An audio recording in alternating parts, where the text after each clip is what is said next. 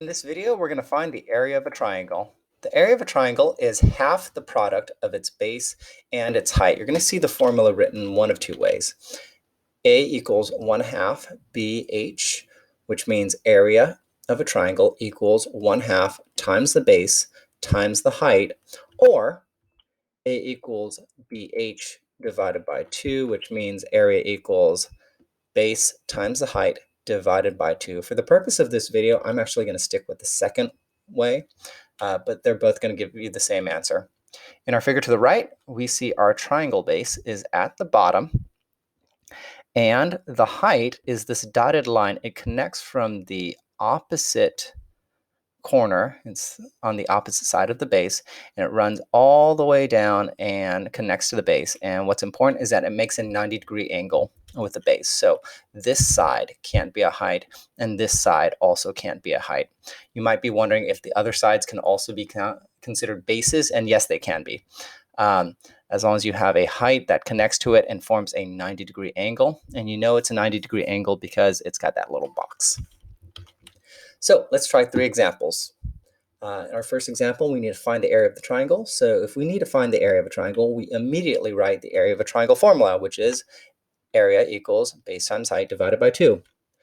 We don't know the area, but we do know the base, which is 8. So we're going to replace B with 8. We also know the height, which is 13. So we're going to replace H with 13. And we're going to bring down the divided by 2. So we start off by multiplying 8 and 13. So 8 times 13 is 104. And we bring down the divided by 2. Further simplify, 104 divided by 2 is 52 inches squared. And that is our final answer. Put a box around that. In our next example, we need to find the area of a triangle.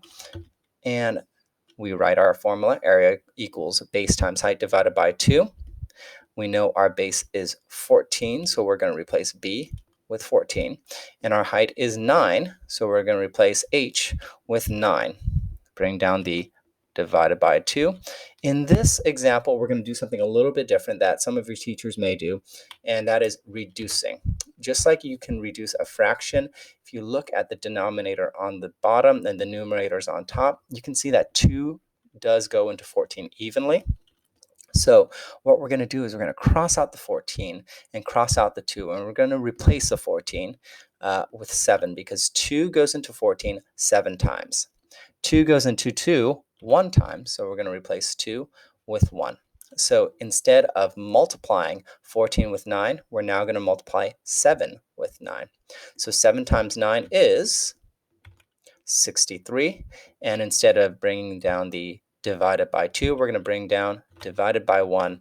Many people skip this step if they're dividing by 1, because 63 divided by 1 is 63 feet squared.